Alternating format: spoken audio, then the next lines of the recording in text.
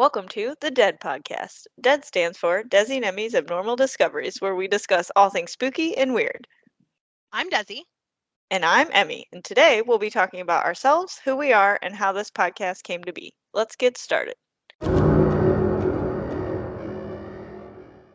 How are you doing today, Emily? Oh, well, anxious, freaking out, scared of storms, feel like predators probably in my backyard, but Probably it's is. cool. Probably is. It's fine. What are you drinking? I'm drinking Coors Light, chill days. I'm drinking wine. Alex It's called Vibe. Low Hanging Fruit Sweet Red from H-E-B. For those of you that live in Texas. From H-E-B. Coming at you. Ours is from the Stop and Go. What is our gas station called? I don't even know. It's from our little gas station. Yeah. So exciting. Yep. And then we got our spooky shirts on. Yep. I am wearing a tarot spooky t-shirt that has all the Freddy Krueger, Scream, It, Michael Myers, who else? Jason. And what's the Saw guy? Oh, Saw. Jigsaw. Yeah, is it Jigsaw or is it the creepy that rides on the Jigsaw. little bike? Okay. What's his name? That's what I'm wearing. What are you wearing? What creepy shirt are you wearing today? I'm wearing my Halloween shirt that I've had since high school.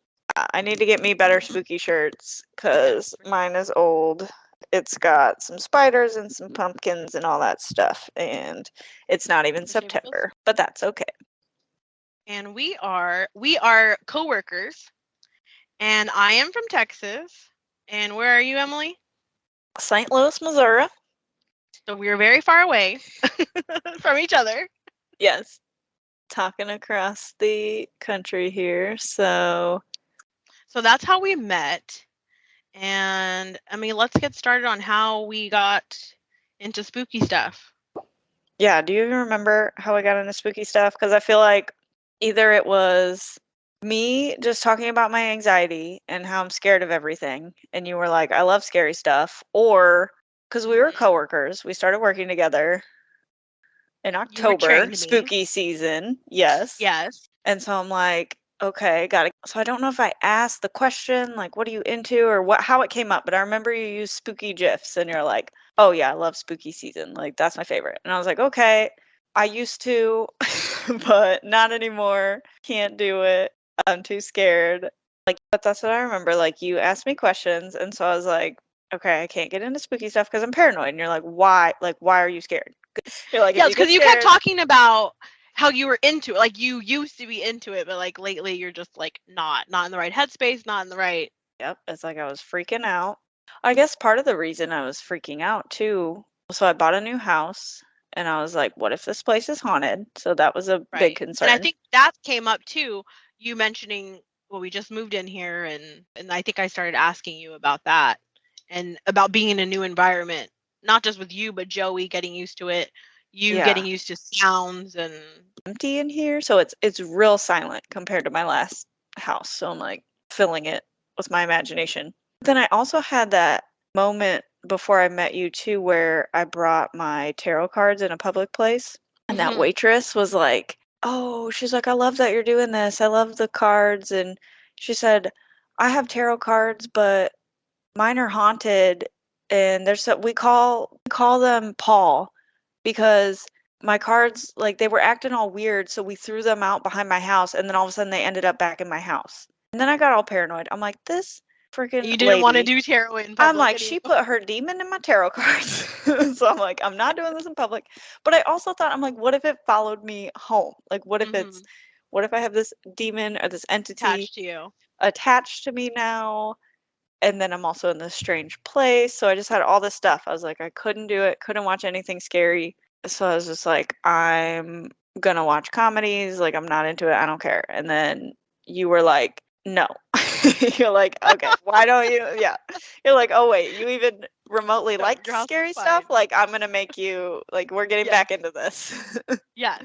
And then I feel like we got to talking about, like, your background and my background. And you're like, just kind of talk about how you're not worried about spooky stuff because you feel protected. And I don't know how Astonishing Legends came into play. I don't know if that was after all this talk. Oh, when you started talking to me about the podcast. Yeah. And I started listening to it and really getting into it. There was I an don't know if that was episode. like all It at was the the same Sally time. House. I sent you Yo, the yeah. Sally House episode first because you No, said because you was nervous Mhm. to send it to me.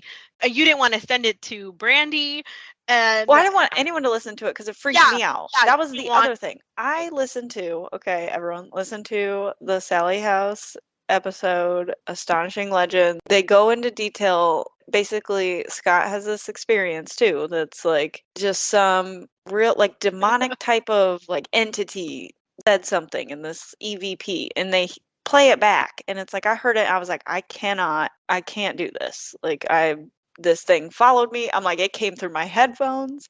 So I didn't want to send it to Desiree because I'm like, if I send it to you, then you're going to listen to this and you're going to be like, you're going to have this thing follow you, or like weird stuff's going to happen, or you're going to be paranoid. Then, of course, you're like, no. You're like, let me listen to this. You listen to it and you're like, you're dumb. This is I not. was so mad. I remember how mad. You're like, this was not scary at all. You amped this up like it was going to be a big deal. Yes. I definitely found other episodes on their podcast scarier than that. But like, I guess some of them kind of spooked me. I don't know. I get like a high. Like you're like, oh my god, it's coming through my headphones. Like I'm gonna die now in 7 days. I'm going to die in 7 days. Like there was a couple of other episodes. I think one of them might have been like the Ghost of Ohio one, and I don't know which other one I had sent you about. But I feel like stuff within those episodes freaked me out more than the Sally House one. But it was, oh my god, that was so creepy. That's so cool. Like that's how I thought it. Like it was like opposite reaction of you. But I couldn't. I was like, I can't even listen to the ones that you sent me because I had to put it down. I was like, this thing followed me. It jumped through my headphones. I'm like, I can't do it. I feel like, but so we talked about that. I'm trying to think when we got into the protection stuff because you were saying, I think I was just telling you how I was. I'm like, I understand. I I used know to I would like ask you a scary lot about stuff. your new house. I don't know how it got brought with up. I some of think them. there was something about I was telling you, I said this house was freaky because it's just really quiet and they left stuff behind. Not a lot of stuff, but I was like in the garage, there was this pile. There was like an old newspaper, which I did not read. I threw it away. I wish I would have kept it and seen what was on it because that probably would have made it creepier. And then there was a rosary left behind. And I remember Alec was like, oh, I'm going to. And where was it exactly? It was in the garage, in a pile, in a cabinet with a bunch of stuff. In a pile like of a junk. garage door opener. Yeah, like Not junk. hanging, not just. Not hanging up, nothing. Okay. Yeah. He's like, do you want this? I was like, no. And he's like, well, I'm going to get rid of it. And I was like, you can't throw that away. Because I was raised Catholic. So I'm like, you can't throw away a cross. Like, you can't throw away a rosary. And he's like, No. what? I was like, no. I was like, we're going to go to hell if we do that. He's like, what the fuck? He's like, who left this? Like, that's rude. So then I know I told you that because I was like freaked out by it. And Alec was like, keep it with your rosaries. And I was like, I'm not going to do that because then what if we move in a few years and I take it with me to another house and then it was supposed to be here because it's not mine. Right. And then it follows Yeah, because me. that's what you thought too. You thought two different things, and I can't remember. I know one of them was like you thought it was there to protect against something coming back or Like the coming house. in. Or yeah, either it's keeping something away or So I thought maybe it carried something, and that's when I talked to you, and you're like, no, they're supposed to protect against that, but it felt weird. I'm like, I don't want to put it with my stuff because it's not mine. Another thing that we talked about, like feeling protected, is because I told you about the story about my friend with that chair experience. Like, I guess she got it from maybe a garage sale or a estate sale, and she was having weird experiences at her house, realized it was a chair. And I had told her that I thought that was weird because like me and my grandma, it would be like every weekend. We would go to estate sales, garage sales, Goodwill, different thrift stores. We have furniture, we have items, we have all kinds of stuff. And I guess I never really thought about something coming home because I feel protected in my house. Like we have all these things around the house. So I'm protected against whatever comes into my house. There's protection around it. I thought that was an interesting concept for me, though, when you told me all that, because I've never felt that way. I always felt like I just felt like it can happen anywhere. It could come in my house at any time. Even growing up, I was like, oh, this could happen here. And then once I moved, I was like, you have no idea. When you're buying it's not a brand new house, it's a used house. But it's like you're buying a house You don't know who lived there before. You don't know what kind of Yeah. stuff they did. You Or don't what it know was what built on. energies. You don't know what land it was built on. Yeah, any of that. I do have my own rosaries. I don't use them. I've had them since I was a kid, and they're there. It's like I went through the process with all that, but I don't pull them out and pray with them. But it did help me, just you even telling me that, just being like, oh, yeah, well, and then we were like, let's start a podcast and let's talk about spooky stuff. And you're like, I'm going to make you talk about it more. Yes. Kept talking about Astonishing Legends. And I'm like, we need to just talk about spooky stuff because we would talk for hours. I think that's part of it too, when we were like, let's do more research on this stuff and Right. just. And my mom was telling me about where she works at daycare. I want to do research on that. Yes, we got to hear that. Yes, all about that. Yes, probably do my own research too to see if there's anything on that plate. And I guess that's the cool other thing that we discovered in all this, with everything being connected. It's like you research one thing and then it's connected to this other thing. It's and that was else. Like I told you to watch Hellier. Okay, yeah, it's like the Kentucky Goblins, and all of a sudden it's like the Mothman, and it's connected to Pan and all this weird, like it's all it's all connected. But I don't know if I never realized it or it just never happened to me until you started mentioning that everything's connected. That because I'm creepy. I make creepy things happen. People around me. No, you don't. That would scare you. You're like, this creepy stuff. You're like, this isn't happening to you. You're fine. And now you're like, oh wow, all this weird stuff's happening to me now. Yeah, exactly. Yeah. Nothing ever creepy happens to me. I've never had any experiences. Yeah, but I haven't really either, and that's what's interesting, that we're both so into this, and neither of us have had that. I've had the paranoia where I feel weird things, but I've never I've never seen anything or really heard anything. I feel like sometimes out of the corner of my eye, it's like something. It's like, oh, did something move? But then again, it's like, is that the paranoia? I feel like that's everybody. Like.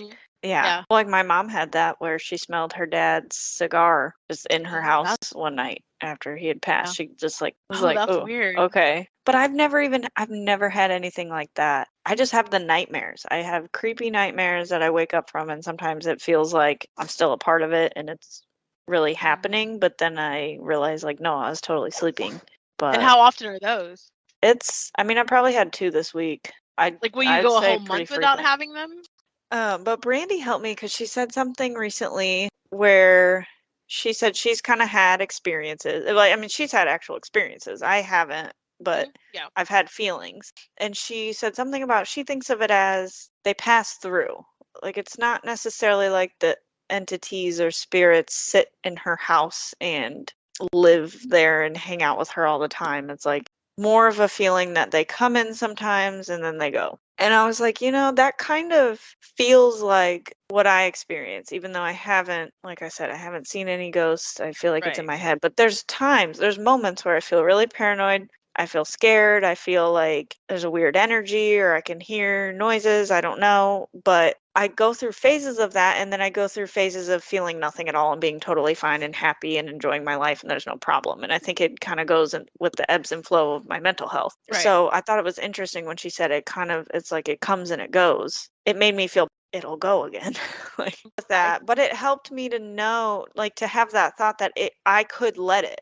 And that's what she said too, is that she doesn't let it bother her. What we've said too about our love languages, which we still don't know yours officially, but mine being words of affirmation, it helps me to know that I have friends who have experienced similar things, or who will at least understand me when I have the experience.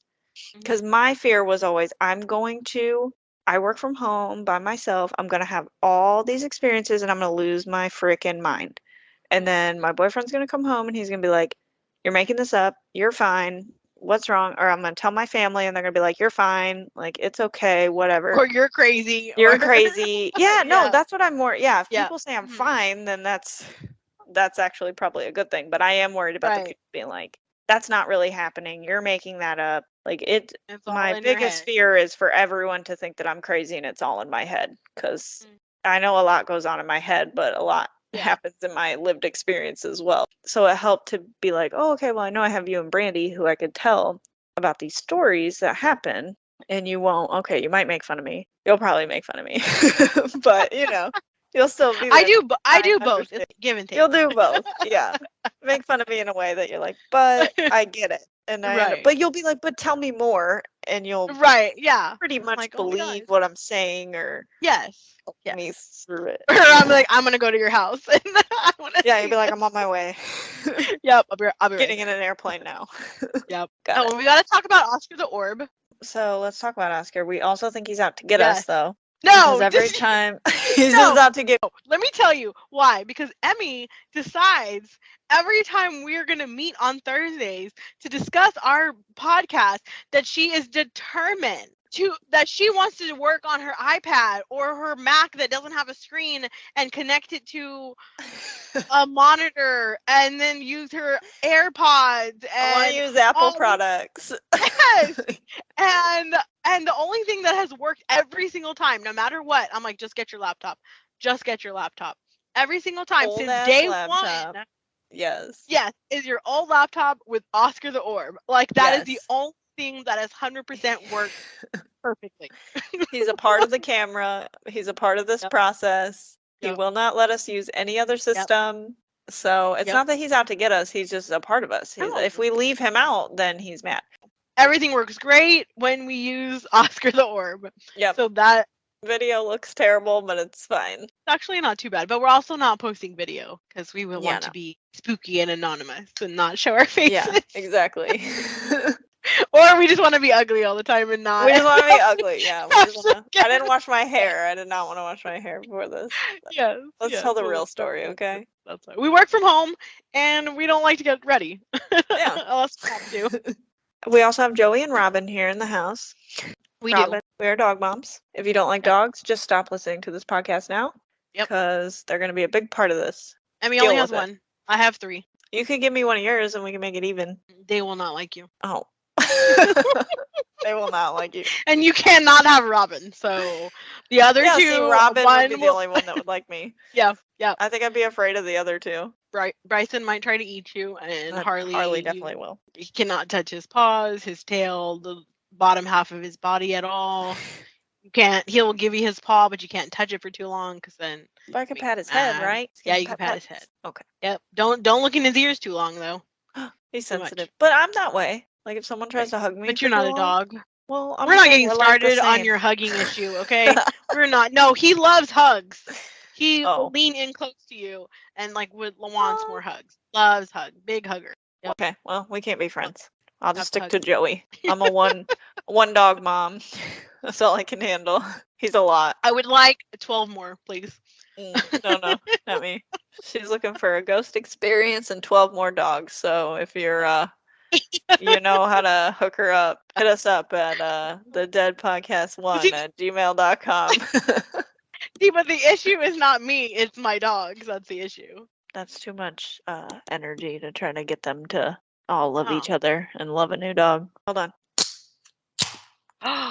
Did you get another number one? 2. Well, what? I ran out of wine. You gotta get more wine. This was the one I grabbed when you told me to get another drink earlier. More, which I think I can keep it in my ear and still talk to you. Oh, okay. Tell me all about the fridge. The fridge. What are the options? Like 5 feet away. Well, I'm gonna get more of my wine. We're not mixing, okay? We have to work tomorrow. I have to work tomorrow. I don't. I hate you. I hate you. I got some more of my HEB wine. It's delicious. HEB wine. So you like sweet wines? I do, but I feel like my palate has changed. Okay. So it's not. That's usually. No. So I used to do like Moscato, straight Moscato. That was how I got introduced to wine. Yeah. I don't remember how I got on sweet reds, but I feel like my sweet red taste is kind of toward the end of the spectrum, like going into like more. Yes, going into more semi-sweet because I can't do like super sweet anymore. Like it's too much. So I feel like my palate has changed. It's weird. Yeah. Well, I think it changes with age for sure. Like I used to drink all Moscato and Rosé and then even Riesling, and now Riesling is kind of sweet for me. So I do Pinot Grigio as my go-to white, and then reds. I mean, I'll do a drier red. With see, you like more dry stuff. Like I can't. Dry stuff, stout beers, whiskey. You're like hardcore heavy stuff. I like it heavy. So I'm like, I need a. We will be discussing tarot also at the end. Yes. Emmy does tarot cards, and she's great at it, despite what she says. Don't listen to her. Thank you. She is great at it, and she just gets into her head, so just ignore her. Ignore the rambling for a while. Ignore the rambling. So what we've been doing is when we've met for every discussion on our podcast, we have our discussion and whatever we want to talk about, whether it is about the podcast or half about the podcast or half podcast, half work.